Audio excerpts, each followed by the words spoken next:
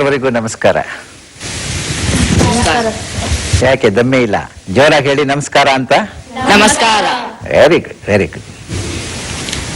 ಮಕ್ಕಳೇ, ಇವತ್ತಿನ ದಿನ ನಿಮಗೆ ಯಶಸ್ಸಿನ ದಾರಿ, ಹೇಗೆ ನಾವು ಜೀವನದಲ್ಲಿ ಯಶಸ್ಸು ಗಳಿಸ್ಬೇಕು ಅನ್ನೋ ವಿಷಯನ ನಿಮ್ಮೊಂದಿಗೆ ಮಾತಾಡ್ಲಿಕ್ಕೆ ಬಂದಿದ್ದೇನೆ. ಮಾತಾಡ್ಲಿಕ್ಕೆ ಅಂತ ಯಾತಕ್ಕೆ ಹೇಳ್ತಾ ಇದ್ದೀನಿ ಅಂತ ಹೇಳಿದ್ರೆ, ಲೆಕ್ಚರ್ ಅಂದ್ರೆ ಬೋರ್, ಹೌದಲ್ವಾ? ಅದ್ರ ಬದಲಿಗೆ ಮಾತಾಡ್ತೀವಿ ಅಂದ್ರೆ ಎಷ್ಟು ಖುಷಿ ಅಲ್ಲ. ಒಂದು ಪ್ರಯಾಣದಲ್ಲಿ ನೀವು ಮಾತಾಡ್ತಾ ನಿಮ್ಮ ಪಕ್ಕದವ್ರ ಜೊತೆ ಹೋಗ್ತಾ ಇದ್ರೆ ಪ್ರಯಾಣ ಹೋಗಿದ್ದೇ ಗೊತ್ತಾಗೋದಿಲ್ಲ. ಆದ ಕಾರಣ ನಾವು ಮಾತಾಡ್ತಾ ಯಶಸ್ಸಿನ ದಾರಿಯನ್ನ ಕಂಡುಕೊಳ್ಳೋಣ, ಆಯ್ತಾ ಮಕ್ಕಳ? ಆಮೇಲೆ ಪ್ರತಿಯೊಬ್ಬರಿಗೂ ಕೂಡ ನಿಮ್ಮ ಮನಸ್ಸಿನಲ್ಲಿ ಯಾವುದೇ ಪ್ರಶ್ನೆ ಇದ್ರೂ ಹಾಕ್ಲಿಕ್ಕೆ ಅವಕಾಶ ಮಾಡಿಕೊಡ್ತೇನೆ. ಯಾರು ಹೇಳ್ಬಿಟ್ಟು ಪ್ರಶ್ನೆ ಕೇಳಿ ಅಂತಿದ್ರೆ ಅವ್ರು ಮಾತ್ರ ಹೇಳಿ, ಇಲ್ಲದ್ರೆ ಓವರ್ಲ್ಯಾಪ್ ಆಗೋ ಸಾಧ್ಯತೆ ಇರುತ್ತೆ. ನೀವು ಕೇಳ್ತೀರಾ, ಅವರು ಕೇಳ್ತೀರಾ ಅಂತ ಹೇಳಿದ್ರೆ ಅದು ಗೊಂದಲವಾಗತ್ತೆ. ಮಾತು ಅಂತ ಹೇಳಿದೆ, ಮಾತಾಡ್ಬೇಕಾದ್ರೆ ಪರಿಚಯ ಇರ್ಬೇಕೋ ಬೇಡೋ? ನನ್ನ ಪರಿಚಯ ನಾನು ಹೇಳ್ಕೊಂಡ್ ಬಿಡ್ತೇನೆ. ನನ್ನ ಹೆಸರು ಡಾಕ್ಟರ್ ರಮೇಶ್ ಕಾಮತ್ ಅಂತ. ಏನು? ರಮೇಶ್ ಕಾಮತ್.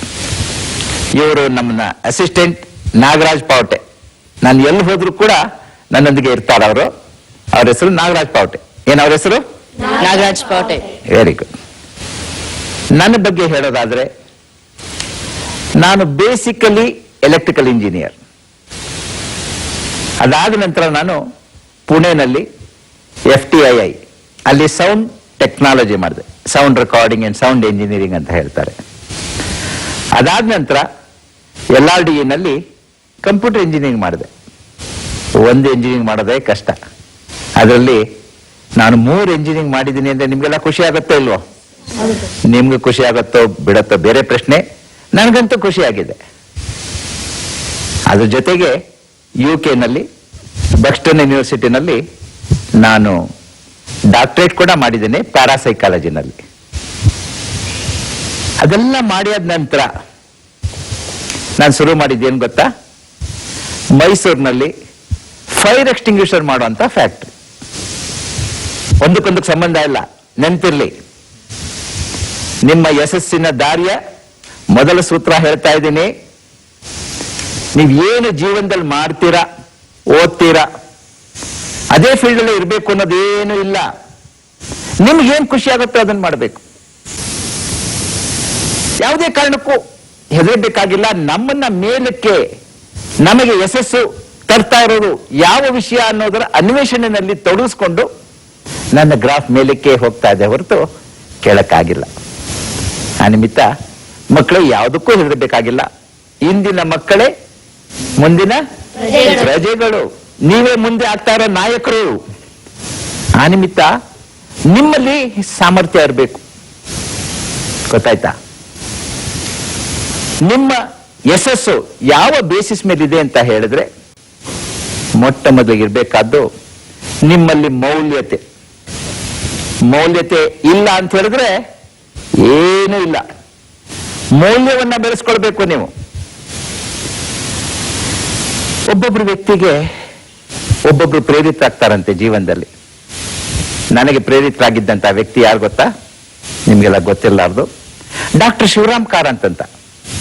ಕೇಳಿದ್ದೀರಾ ಡಾಕ್ಟರ್ ಶಿವರಾಮ್ ಕಾರಂತ್ ಹೆಸರು? ಯಾವ ತರ ಕೇಳಿದ್ದೀರಾ? ಏನವರು? ದೊಡ್ಡ ಕವಿ, ಆಮೇಲೆ ಸಾಹಿತಿಗಳು. ಅದಕ್ಕಿಂತ ಹೆಚ್ಚಿಗೆ ಏನು ಅವ್ರದ್ದು? ಅವರು ಜ್ಞಾನಪೀಠ ಪ್ರಶಸ್ತಿ ವಿಜೇತರು. ಯಾರು? ಶಿವರಾಮ್ ಕಾರಂತ್. ಬರೀ ಜ್ಞಾನಪೀಠ ಪ್ರಶಸ್ತಿ ವಿಜೇತರು ಸಾಹಿತಿಗಳು ಮಾತ್ರ ಅಲ್ಲ, ಯಕ್ಷಗಾನ ರಂಗದಲ್ಲಿ ಬಹಳಷ್ಟು ಸಾಧನೆ ಮಾಡಿ ಅಂತಾರಾಷ್ಟ್ರೀಯ ಮಟ್ಟದಲ್ಲಿ ಯಕ್ಷಗಾನವನ್ನ ತೆಗೆದುಕೊಂಡು ಹೋದಂತವ್ರು. ಅಷ್ಟೇ ಅಲ್ಲ, ಚಲನಚಿತ್ರ ಮಾಡಿದ್ರು, ಪ್ರವಾಸ ಕಥನ ಬರೆದ್ರು, ಎಷ್ಟೆಷ್ಟೋ ಸಾಮಾಜಿಕ ಚಳವಳಿಯನ್ನ ಕೂಡ ಮಾಡಿದ್ರು ಅವರು. ಶಿವರಾಮ್ ಕಾರಂತರಿಗೆ ಬರದೇ ಇರದಂತಹ ಪ್ರಶಸ್ತಿಗಳೇ ಇಲ್ಲ, ಎಲ್ಲವನ್ನೂ ಗಳಿಸ್ಕೊಂಡ್ರು. ಅವರಿಂದ ನಾನು ಪ್ರೇರಿತನಾಗಿದ್ದೇನೆ. ಇಷ್ಟೆಲ್ಲ ಯಾತಕ್ಕೆ ಹೇಳ್ತಾ ಇದ್ದೀನಿ ಅಂತ ಹೇಳಿದ್ರೆ, ಶಿವರಾಮ್ ಕಾರಂತರು ಒಂದು ವಿಶ್ವವಿದ್ಯಾನಿಲಯ ಮಾಡುವಷ್ಟು ಕೆಲಸಗಳನ್ನೆಲ್ಲ ಒಬ್ಬರೇ ವ್ಯಕ್ತಿ ಮಾಡಿದ್ರು. ಕನ್ನಡದಲ್ಲಿ ನೀವು ಎನ್ಸೈಕ್ಲೋಪಿಡಿಯಾ ಆಫ್ ಸೈನ್ಸ್ ಅಂತ ಕೇಳಿದ್ರೆ ವಿಜ್ಞಾನ ಪ್ರಪಂಚ ಬರೆದವರು ಶಿವರಾಮ್ ಕಾರಂತ್. ಇವತ್ತಿನ ದಿವಸ ಏನಾದ್ರು ಒಂದು ಎನ್ಸೈಕ್ಲೋಪಿಡಿಯಾ ಮಾಡ್ಬೇಕು ಅಂತ ಹೇಳಿದ್ರೆ ಸರ್ಕಾರ ಒಂದು ಕಮಿಟಿ ಮಾಡುತ್ತೆ. ಆ ಕಮಿಟಿ 100 ಸಲ ಕೂತ್ಕೊಳ್ಳುತ್ತೆ, 5-6 ವರ್ಷಗಳ ಶ್ರಮ ವಹಿಸಿ ನಂತರ ಆ ಪುಸ್ತಕ ತರುತ್ತೆ. ಆದ್ರೆ ಅವರು ಹಾಗೆ ಮಾಡಲಿಲ್ಲ. ಕೇವಲ 3 ತಿಂಗಳಲ್ಲಿ ಒಬ್ಬರೇ ವ್ಯಕ್ತಿ ಕುಳಿತುಕೊಂಡು ಅದನ್ನ ಬರೆದು ತಮ್ಮ ಸ್ವಂತ ಜೋಬಿನಿಂದ ದುಡ್ಡು ಹಾಕಿ ಆ ಪುಸ್ತಕವನ್ನ ಪ್ರಕಟ ಮಾಡಿದ್ರು, ಸಮಾಜಕ್ಕೆ ಕೊಟ್ಟು ಹೋದ್ರು ಶಿವರಾಮ್ ಕಾರಂತ್. ಶಿವರಾಮ್ ಕಾರಂತ್ ಇಷ್ಟೆಲ್ಲ ಮಾಡಿದ್ರಲ್ಲ, ಏನ್ ಓದಿದ್ದಾರೆ ಗೊತ್ತಾ ನಿಮ್ಗೆ? ಯಾರಾದ್ರೂ ಹೇಳಿ ನೋಡೋಣ. ಶಿವರಾಮ್ ಕಾರಂತ್ ಏನ್ ಓದಿದ್ದಾರೆ ಹೇಳಮ್ಮ? ಎಷ್ಟು ಡಿಗ್ರಿ ಇರ್ಬೋದು ಅವ್ರಿಗೆ? ಗೊತ್ತಾ? ಇಲ್ವೋ? ಇಲ್ಲ. ಯಾರು ಗೊತ್ತಪ್ಪ? ಶಿವರಾಮ್ ಕಾರಂತ್ ಓದಿದ್ದು ಕೇವಲ SSLC ಮಾತ್ರ. ಆ ಸಂದರ್ಭದಲ್ಲಿ ಸ್ವಾತಂತ್ರ್ಯ ಸಂಗ್ರಾಮಕ್ಕೆ ಹೋಗ್ಬೇಕಾಗಿ ಬಂತು. ಸ್ವಾತಂತ್ರ್ಯ ಚಳವಳಿ ಧುಮುಕಿದ್ರು. ನಂತರ ಕಾಲೇಜ್ ಕಡೆ ತಲೆ ಹಾಕಿ ಮಲಗಲೇ ಇಲ್ಲ ಮನುಷ್ಯ. ಆ ಮನುಷ್ಯ ಎಷ್ಟೆಲ್ಲ ಮಾಡಿದಾರಿ ಅಂತ ಹೇಳಿದ್ರೆ ಓದೇ ಮುಖ್ಯ ಅಲ್ಲ. ನಿಮ್ಮ ಈ ಎಜುಕೇಶನ್ ಸಿಸ್ಟಮ್ ಅಲ್ಲಿ you are going to become just a literate. ಓದು ಬರಹವನ್ನ ಕಲಿತೀರಾ. ನಾನು ಹೇಳೋ ಪ್ರಕಾರ 3 Rಗಳು, 3 Rs you are going to learn in this system of education. ಆ 3 R ಯಾವ್ದಪ್ಪ ಅಂತ ಹೇಳಿದ್ರೆ, ರೀಡಿಂಗ್ ಓದೋದನ್ನ ಕಲಿತೀರ, ರೈಟಿಂಗ್ ಬರೆಯೋದನ್ನ ಕಲಿತೀರ, ಅರ್ಥಮೆಟಿಕ್ ಸ್ವಲ್ಪ ಮಟ್ಟಿಗೆ ಲೆಕ್ಕಾಚಾರವನ್ನ ಕಲಿತೀರ. ಇದು ಬಿಟ್ಟು ಬೇರೆ ಏನೂ ಕಲಿಯೋದಿಲ್ಲ. ಅದಕ್ಕೆ ಲಿಟರೇಟ್ ಅಂತ ಕರೀತಾರೆ. ನಿಮ್ಮ ಜೀವನದಲ್ಲಿ ಬರೀ ಲಿಟರಸಿ ತೆಗೆದುಕೊಂಡು ಏನೂ ಪ್ರಯೋಜನ ಆಗಲ್ಲ. You should become educated. Educated ಅನ್ನೋ word is different from the literate. therefore ನೀವು ಏನ್ ಶಾಲಾ ಕಾಲೇಜುಗಳಲ್ಲಿ ಕಲಿತೀರ ಅವೆಲ್ಲ ಟು ಬಿಕಮ್ ಎ ಲಿಟರೇಟ್ ಅಷ್ಟೇನೆ. To become an educate you require 3H. 3 Hಗಳು ಬೇಕಾಗತ್ತೆ. ಮೊದಲನೇ H ಯಾವ್ದಪ್ಪ ಅಂತ ಹೇಳಿದ್ರೆ, use your head properly using these 3 Rs. ಏನು ಈ ಆರ್ಗಳನ್ನ ನೀವು ಕಲ್ತಿದ್ದೀರೋ, ರೀಡಿಂಗ್, ರೈಟಿಂಗ್ ಅಂಡ್ ಅರ್ಥಮೆಟಿಕ್ ನ ಯೂಸ್ ಮಾಡಿಕೊಂಡು you should use your head properly. Next H, feel your heart. ಸ್ಪಂದಿಸಬೇಕು, ಹೃದಯ ಸ್ಪಂದನೆ.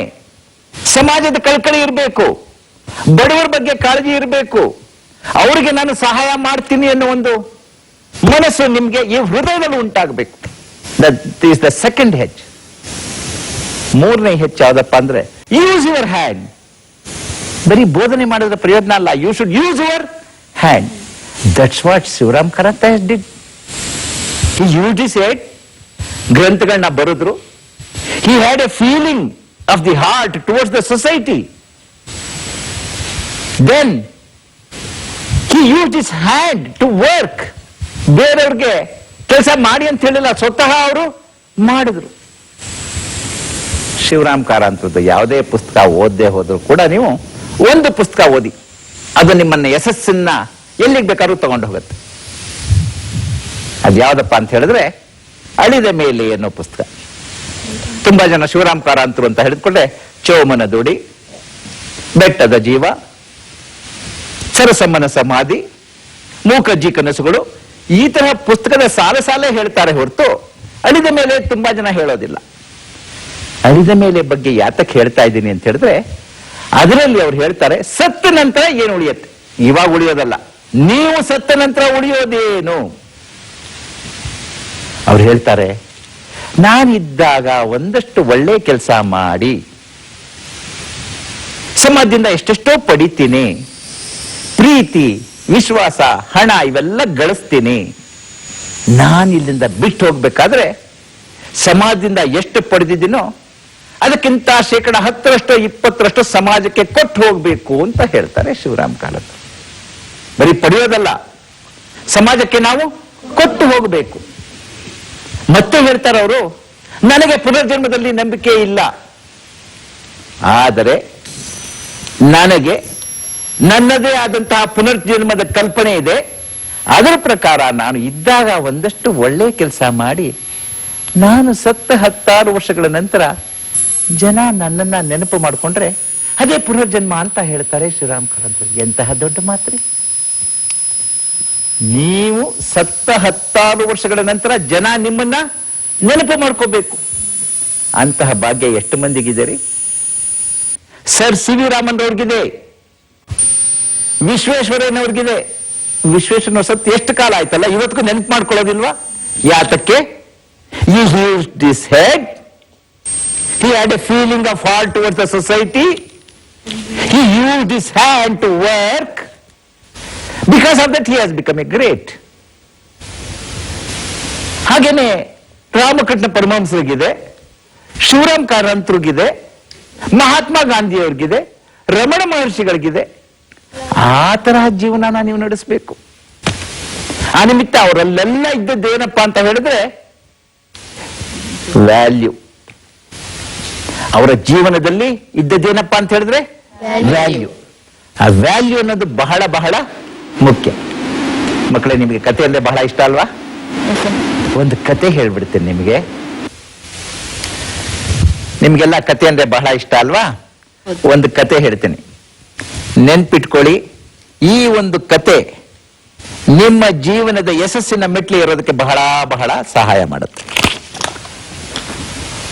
ಒಬ್ಬ ನನ್ನ ತರ ಮಾತಾಡೋನು ದಾರ್ಶನಿಕ 1,000 ರೂಪಾಯಿನ ಗರಗರಿ ಗರಿ ಗರಿ ಗರಿ ಗರಿ ನೋಟನ್ನ ಇಟ್ಕೊಂಡು ಹೇಳ್ದ, ಯಾರಿಗ್ರಿ ಬೇಕು 1,000 ರೂಪಾಯಿ ನೋಟ್ ಉಚಿತವಾಗಿ ಕೊಡ್ತೀನಿ ಅಂತ ಹೇಳ್ದ. ಏನ್ ಹೇಳ್ತಾ ಇದ್ದಾನೆ? ಉಚಿತವಾಗಿ. ಪಾಪ ನೀವೇನ್ ಭಿಕ್ಷೆ ಬೇಡಲಿಲ್ಲ, ಕೇಳಲಿಲ್ಲ, ಸಾಲ ಕೇಳಲಿಲ್ಲ, ಆದ್ರೆ ಉಚಿತವಾಗಿ ಕೊಡ್ತೀನಿ ಅಂದ್ರೆ ಯಾತಕ್ ಬೇಡ ಅಂತೀರಾ? ಎಲ್ರು ನನಗ್ ಕೊಡಿ ಸಾರ್, ನನಗ್ ಕೊಡಿ ಸಾರ್ ಅಂತ ಹೇಳಿದ್ರು. ಯಾವುದೋ ಗರ್ಗರಿ ನೋಟು. ಆಯ್ತು, ಕೊಡ್ತೀನಿ ಅಂತ ಹೇಳ್ಬಿಟ್ಟು ಆ 1,000 ರೂಪಾಯಿ ನೋಟನ್ನ ಮುದುಡು ಬಿಟ್ಟ. ನೋಡ್ರಿ, ಇವಾಗ ಈ ಗರ್ಗರಿ ನೋಟು ಮುದುಡೋಟೋಗಿದೆ.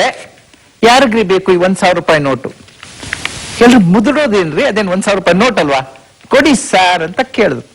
ಮುದುಡೋದ್ರು ಪರವಾಗಿಲ್ಲ ಅಂತ. ತಡೀರಿ ಕೊಡ್ತೀನಿ ಅನ್ಬಿಟ್ಟು ಬಿಸಾಕದ ನೆಲದ ಮೇಲೆ. ಬೂಡ್ಸ್ ಕಾಲಿಂದ ಒದ್ದಾರಿ ಒದ್ಬಿಟ್ಟು ಹೇಳ್ದ, ಇವಾಗ ಬೂಡ್ಸ್ ಕಾಲಿಂದ ಒದ್ದು ಬಿಟ್ಟಿದ್ದೀನಿ, ಇದು 1,000 ರೂಪಾಯಿ ನೋಟು, ಯಾರಿಗ್ರಿ ಬೇಕು ಅಂತ. ಜನ ಬೂಡ್ಸ್ ಕಾಲಿಂದ ಒದ್ದೇನ್ ಸರ್, ಥೂ ಅಂತ ಉಗಿದ್ ಕೊಡಿಬೇಕಾದ್ರೆ ತೆಗೆದುಕೊಡ್ತೀವಿ. ಇದು ಬರೀ ಕಾಗದ ಅಲ್ಲ, ಇದರಲ್ಲಿ 1,000 ರೂಪಾಯಿನ ಮುದ್ರಾಂಕ ಇದೆ, ರಿಸರ್ವ್ ಬ್ಯಾಂಕ್ ಇಂದ ಕೊಟ್ಟಿರೋದು, ಇದರಲ್ಲಿ ವ್ಯಾಲ್ಯೂ ಅನ್ನೋದಿದೆ, ಕೊಡಿ ಸಾರ್ ಅಂತ ಎಲ್ಲ ಕೇಳಿದ್ರು. ಹಾಗೆ ನಿಮ್ಮ ಜೀವನ ಕೂಡ ಬರೀ ಕಾಗದ ಆಗಬಾರ್ದು ಮಕ್ಕಳೇ, ಅದರಲ್ಲಿ ವ್ಯಾಲ್ಯೂ ಇರಬೇಕು. ನಿಮ್ಮ ಜೀವನದಲ್ಲಿ ವ್ಯಾಲ್ಯೂ ಇದ್ರೆ ನೀವು ಗರ್ಗರಿಯ ಇದ್ದಾಗಲೂ ಇಷ್ಟಪಡ್ತೀರ, ಜನ ನಿಮ್ಮನ್ನ ಗೌರವಿಸ್ತಾರೆ. ನೀವು ಚೀಫ್ ಮಿನಿಸ್ಟರ್ ಆಗಿ ನಿಮ್ಮಲ್ಲಿ ವ್ಯಾಲ್ಯೂ ಇತ್ತು ಅಂತ ಹೇಳಿದ್ರೆ ಜನ ನಿಮ್ಮನ್ನ ರೆಸ್ಪೆಕ್ಟ್ ಮಾಡ್ತಾರೆ. ಯಾವುದೋ ಕಾರಣಕ್ಕೆ ನೀವು ನಿಮ್ಮ ಅಧಿಕಾರದಿಂದ ಕೆಳಗಡೆ ಇಳಿತೀರಾ, ಮುದುಡೋಟೋದ್ರಿ, ಆದ್ರೂ ನಿಮ್ಮಲ್ಲಿ ವ್ಯಾಲ್ಯೂ ಇದ್ದಾಗ, ನಿಮ್ಮಲ್ಲಿ ಮೌಲ್ಯತೆ ಇದ್ದಾಗ ಜನ ಅಷ್ಟೇ ರೆಸ್ಪೆಕ್ಟ್ ಕೊಡ್ತಾರೆ. ಇನ್ಯಾವುದೋ ಕಾರಣಕ್ಕೆ ನೀವು ತುಳಿತಕ್ಕೆ ಒಳಗಾಗ್ತೀರಾ, ಇವರು ಲಂಚ್ ಕೋರ್ ಅಂದ್ಬಿಟ್ಟು ನಿಮ್ಗೆ ಜೈಲ್ಗೆ ಹಾಕಬಹುದು, ಆದ್ರೆ ಜನ ನಂಬೋದಿಲ್ಲ. ಇಲ್ಲ ರೀ, ಅವರಲ್ಲಿ ಬಹಳ ಮೌಲ್ಯ ಇದೆ, ಯಾರೋ ಸುಳ್ಳು ಹೇಳ್ಬಿಟ್ಟು ಅವ್ರಿಗೆ ಜೈಲ್ಗೆ ಹಾಕಿದ್ದಾರೆ ಹೊರತು ನಿಜಕ್ಕೂ ಮನುಷ್ಯ ಆಗಲ್ಲ ಅಂದ್ಬಿಟ್ಟು ಆಗ್ಲೂ ಕೂಡ ನಿಮ್ಮನ್ನ ಗೌರವಿಸ್ತಾರೆ. ಆದ ಕಾರಣ ನಿಮ್ಮ ಜೀವನದಲ್ಲಿ ಮುಖ್ಯವಾಗಿರ್ಬೇಕಾದ್ದೇನಪ್ಪಾ ಅಂತ ಹೇಳಿದ್ರೆ ವ್ಯಾಲ್ಯೂ. ಆ ವ್ಯಾಲ್ಯೂನ ನೀವು ಡೆವಲಪ್ ಮಾಡ್ಕೊಂಡ್ರ you can achieve anything. Anything is possible by virtue of your value. ನಾನು ಹೇಳಿದೆ ಬರೀ ನಾನೇ ಮಾತಾಡ್ತಾ ಹೋಗ್ತಾ ಇದ್ದೀನಿ, ನಿಮ್ಮೊಂದಿಗೆ ಮಾತಾಡಿಸ್ತೀನಿ ಅಂತ ಹೇಳಿದೆ ಅಲ್ವಾ? ಕೇಳಪ್ಪ, ನಿಂದೇನಾದ್ರು ಸಮಸ್ಯೆ ಇದ್ರೆ ಕೇಳು. ನನ್ನ ಹೆಸರು ಭಾರ್ಗವ್ ಅಂತ. ನಾನು 9ನೇ ತರಗತಿಯಲ್ಲಿ ಓದುತ್ತಿದ್ದೇನೆ. ನಾನು ನ್ಯೂ ಮಿಲೇನಿಯಂ ಶಾಲೆಯಿಂದ ಬಂದಿದ್ದೀನಿ. ನನಗೆ ಕಾನ್ಸಂಟ್ರೇಷನ್ ಜಾಸ್ತಿ ಕಮ್ಮಿ ಇದೆ. ಎಕ್ಸಾಮ್ ಬಂದಿದ್ ಕೂಡ ಜಾಸ್ತಿ ಟೆನ್ಷನ್ ಬರ್ತಿದೆ. ಏನ್ ಮಾಡೋದು ಸರ್? ಕೂತ್ಕೊಳ್ಳಪ್ಪ. ಎಲ್ಲಕ್ಕೂ ಮನಸ್ಸೇ ಕಾರಣ, ಎಲ್ಲಕ್ಕೂ ಮನಸ್ಸೇ ಕಾರಣ. ನಿನಗೆ ಕಾನ್ಸಂಟ್ರೇಷನ್ ಇಲ್ಲ ಅನ್ನೋದು ಕೂಡ ಮನಸ್ಸಿನ ಒಂದು ಸ್ಥಿತಿ. ಆ ಮನಸ್ಸನ್ನ ನೀನು ನಿಯಂತ್ರಣದಲ್ಲಿ ಇಟ್ಕೊಂಡ್ಬಿಟ್ರೆ ನಿಂಗೆ ಕಾನ್ಸಂಟ್ರೇಷನ್ ಆಟೋಮೆಟಿಕ್ ಆಗಿ ಬರುತ್ತೆ. ಈ ಕಾನ್ಸಂಟ್ರೇಷನ್